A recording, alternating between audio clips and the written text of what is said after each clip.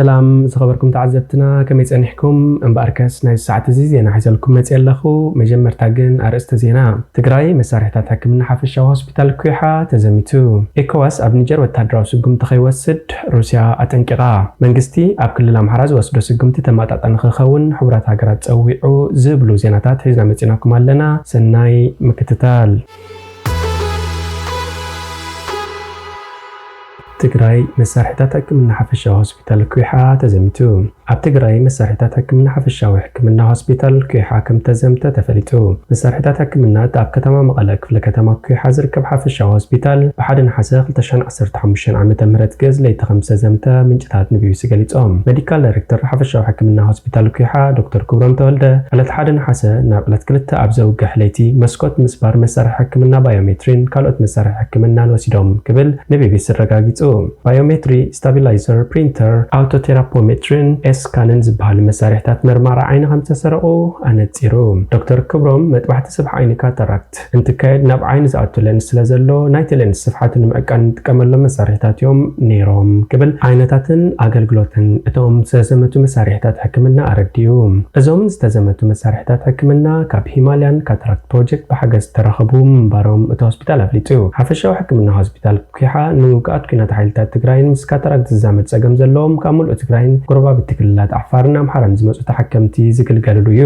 ሜዲካል ዳይሬክተር እቲ ሆስፒታል ዶክተር ክብሮም እቲ ሆስፒታል ናብ ዝምልከቱ ኣካል ሪፖርት ከም ዝገበረን ጸጥታን ምምሕዳርን እቲ ክፍለ ከተማ ከምኡን ዞባ መቐለ ኮሚቴ ቆይሙ ምክትታል ይግበር ኣሎ ኢሉ እቲ ሆስፒታል ኣብዚ እዋን ስራሕ ደው ከም ዘየበለ ተዛሪቡ ኣዛዚ ፖሊስ ክፍለ ከተማ ኩሓ ገብረኣብዝኪ ገብረ ኣምላኽ ፖሊስ ሰማያዊ ሕክምናን ዋርድያታትን ዝርከቦም 6 ጥርጥራት ኣብ ቀይዲ ከም ዘውዓለ ንቢቢሲ ሓቢሩ ከም ቤት ጽሕፈት ፖሊስ ብቐጥታ ጉጅለ ምጽራይ ኣጣይስና ነጻር ኣለና ሳብ ሕጂ 6 ተጠርጠርቲ ኣብ ትሕቲ ቁጽጽር ኣውዒልና ኣለና بعلت حدا نحاسة ناب قلت كل تزوجح ليتي ترنياتات زنبرو حكايمن زبعنياتاتن يوم تماب قيدي زوعلنا يوم إلوم اتبيت صحفة بوليس كان مونغوتو مستزمتو بايومترز بهال مسارح حكمنا اب تግራይ اب حفشو حكمنا هوسبيتال كيحا تراي زركبن اب تግራይ كشيت زي كالن كم زخونه حبيروم زم مسارحتات حكمنا مستسرقو اب كتما مقلا اب زركبو ماكلات حكمنا عيني تفتش كم زكايدنا اب كالوت كلات كيوص اب كلاتاتون تفتش يكايد كم زلو تعزاز بوليس تزاريبوم كالوت منجتات بيبيسي دما زمت مسارح حكمنا بمتنو كزيفن اب تግራይ اب هوسبيتال تراي زركبن بواغا اتخبر مسارح خمسخونه غليصوم تدغاغام مزمات هوسبيتال منتاي حفشه هوسبيتال كيحا كزمات زي فلما يكونن قدم حدث اورحون كولمبس بال عبي مايكروسكوبن اب تحت مدرس تقبرنا نيتورك كوب كيبلاتن كم سسرقو سب مويه حكمنا هوسبيتال نبيس غليصوم بفلاي كم زي عينت تدغاغام سرقي اب هوسبيتال لمنتاي يغاطمالو زبل حتى زقربنالو ميديكال دايركتور هوسبيتال دكتور كبروم ات هوسبيتال ستون قططر سلازيبليو إلو فرق إذا هوسبيتال حصر يبلون نعوز متنست تناخر حلوات أطاب زي مهلاون مستخرت من أسنت تحيز متسيو كبل درخت زبولهم مخنيات تقميتو عزاز بوليس كفل ختم كيحا قبر أزكي قبر أملاخ ولك وقت مرمرا جنا أب كيدي زلون تخنم اتسأجم أب سمويا ات هوسبيتال كخوني خليو كبل كمت اللوام أب هوسبيتال كنا أب ختم بنا باترول ملك حلوان جبرينا لمن تدا أزخل زرفات خير تتبهي لجن ولك واز قداي أب كيد متسرين تهلوا اتسرقي أب هوسبيتال كابزلو سبمويا خوندو يخلي الكات كمت إلو بزقات مزلو تدقاقام سرقة هوسبيتال صنع حلوان خقبرلو من تايزي سرحكم زبل حتو كابيبيسي زقربلو ميديكال دايركتور هوسبيتال دكتور كبروم مسبوردن كفل ختمان تميايتنا نتزلو تساقام نمكلال حيل بوليس توسي خلنا بستو سنة ملكو ترقاقي نيرو كابو جن مخنيات بزي تفلتو تم استمدب بوليس اي كتسلون تومناتنا واردياتات دما وحدات يوم مسارحون يبلو من زبل ملاشيبو ابزقنيات ابكي حاس تفتس مكال ازمتا تزامدي ابتختم ابتمساسال قنا مخازينو سب اورديتن حدا خلق درجة بيت مرتن كم سزمتا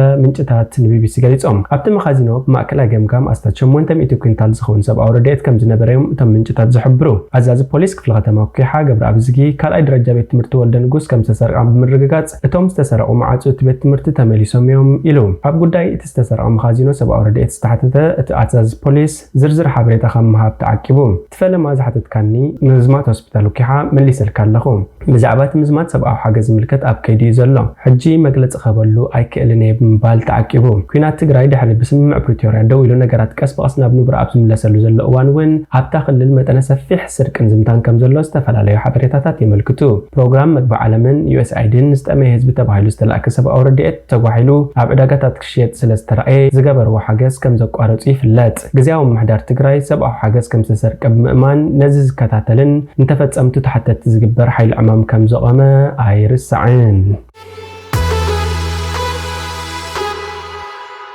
ኢኮዋስ ኣብ ኒጀር ወታደራዊ ስጉምቲ ከይወስድ ሩስያ ኣጠንቂቓ ዘባዊ ውድብ ኢኮዋስ ተጸባባይ ሰራዊትን ኣብ ዶባት ኒጀር ክዋፈር ድሕሪ ምእዛዙ ኣብ ኒጀር ወታደራዊ ምትእታው ምግባር ንነዊሕ ዝጸንሕ ግጭት ከምርሕ ከም ዝኽእል ሩስያ ኣጠንቂቓ እቲ ምትእታው ብሓፈሻ ኣብቲ ዞባ ሳሕል ዘይምርጋእ ዝፈጥር ምዃኑ እውን ሚኒስትሪ ጉዳያት ወጻኢ ሩስያ ኣፍሊጡ ሩስያ ነቲ ዕልዎ ከም ዘይትድግፎ እያ ትገልጽ እታ ነቲ ካብ ስልጣኑ ዝተኣለየ ፕሬዚደንት መሐመድ ባዙም ንምምላስ ዝግበር ጻዕርታት ትድግፍ ኣሜሪካ ግና ሩስያ ውዕስብ ወታደራዊ ጉጅለ ቫግነር ነቲ ዘይምርጋእ ይምዝምዞ ከም ዘሎ እያ ትኸስስ ብዓርቢ ውድቀት ንፈረንሳ ውድቀት ንኢኮዋስ እናበሉ ዝጭድሩ ደገፍቲ ዕልዋ ሰልፈኛታት ኣብ ከተማ ኒያመ ጥቃ ወታደራዊ መደበር ፈረንሳ ተቃውሞ ከስምዑን ከለው ገለ ካብኣቶም ባንዴራ ሩስያ ሒዞም ተራእዮም ፈረንሳን ኣሜሪካን ኣብ ኒጀር ወታደራዊ ማዕስከር ከልወን ከሎ ኣብቲ ዞባ ኣንጻር ጂሃዳዊን ኣብ ዝገብርኦ ስርሕታት ከም መበገሲ ክጥቀማሉ ጸኒሐን ኣለዋ ወታደራውያን መራሕቲ ኣባላት ምዕራብ ኣፍሪካ ዞባ ምትሕጋዝን ኢኮዋስ ውጥናት ናይቲ ወታደራዊ ስጉምትን ንምሕንጻጽ ቀዳም ክራኸቡ ምዃኖም ጸብጸባት ሓቢሮም ነይሮም እቲ ውድብ ነቲ ቅልውላው ዲፕሎማስን መፍታሕ ማዕጾ ክፉት ከም ዘሎ ይዝገልጽ ፕሬዚደንት ናይጄርያ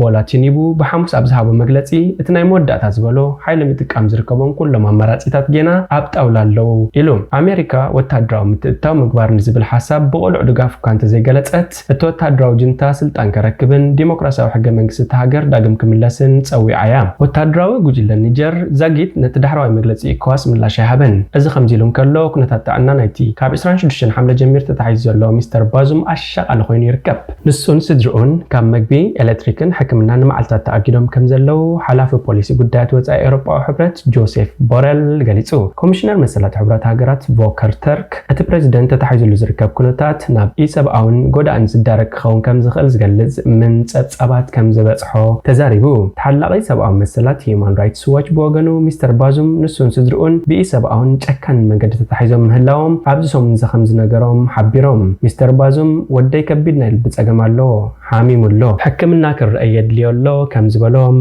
ገሊጾም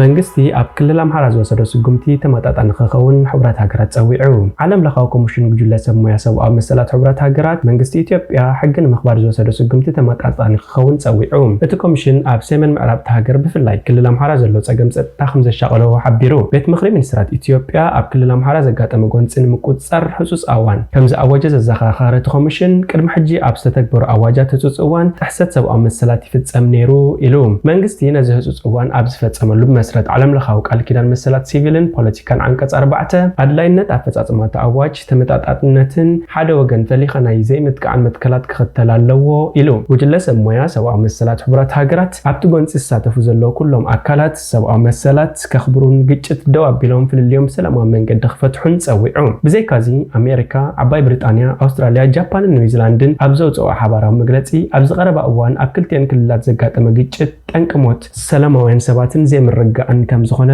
ሓቢረን ኣለዋ እቲ ጉጅለ ሰብኣዊ መሰላት ኣብ ሰሜን ኢትዮጵያ ዝተኻየደ ኩናት ሓድሕድ ካብ ዝጅመር ተፈጺሞም ዝተባሃሉ ጥሕሰታት ሰብኣዊ መሰላት ብዘይ ሻራ ክምርመር ቤት ምኽሪ ሰብኣዊ መሰላት ሕብረት ሃገራት ሓላፍነት ዝተዋህቦ እዩ እቲ ኮሚሽን ውጽኢት ዘካየዶ ምርመራ ኣብ መጀመርታ ዝዓመት ኣላው ገይሩ ነይሩ ኣብቲ ንኽልተ ዓመት ዝተኻየደ ደማዊ ኩናት ኣብ ልዕሊ ሰላማውያን ዜጋታት ጸጥታዊ ዓመት ቅትለትን ጥሜት ከም መሳርሒ ኩናት ምጥቃምን ዝኣመሰሉ ገበናት ከም ዝተፈጸሙ እቲ ጸብጻብ ኣቃሊዑ እቲ ኮሚሽን እቶም ዝተፈጸሙ ገበናት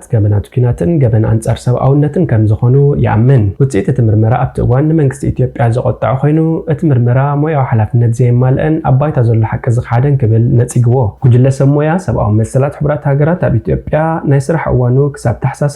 2016 ዓመተ ምህረት ገጽ ተናዊሑ ክቕጽል ከም ዝተገብረ ዝዝከር እዩ እዚ ከምዚ ኢሉ እንከሎ ኣሜሪካን እንግሊዝን ዝርከበን ሃገራት ኣብ ኣምሓራን ኦሮምያን ዘሎ ግጭት ከም ዘሻቐለን ገሊጸን ኣብተን ክልላት ኣብ ዝተወልዑ ግጭታት ዝዋስኡ ዘለዉ ኩሎም ወገናት ድሕነት ሰላማውያን ዜጋታት ከረጋግጹ ሰብኣዊ መሰላት ከኽብሩን ፍልልያቶም ሰላማዊ መንገዲ ክፈትሑን እተን ሃገራት ሓቲተን ኣብ ዝቐረበ እዋን ኣብ ክልል ኣምሓራ ኣብ መንጎ ሓይልታት ጸጥታ መንግስትን ዕጡቓት ፋኖን ዝተገብረ ግጭት ኣብ ልዕሊ ሰላማውያን ሰባት ጉድኣት ተኣውሪዱን ኣብቲ ክልል ዘይምርጋእ ፈጢሩን እዩ ኩነታት ጸጥታ ተኽልል ዘሻቐለን ኣሜሪካ ካናዳ ዓባይ ብሪጣንያን ኣውስትራልያን ካብተን ዜጋታትን ክልል ኣምሓራ ከይከዱን ኣብኡ ዘለዉ ከዓ ከጥንቀቑን ዘተሓሳሰባ ሃገራት እየን እምበኣርከስ ዝኸበርኩም ተኸታተልትና ናይዚ ሰዓት እዚ ዜናዊ መሰናድኦና ኣብዚ ፍጸም ሓደሽቲ ዜናታት ንምክትታል ሰብስክራይብ ሼር ላይክ ኮሜንት ምግባር ኣይትረስዑ ሰላም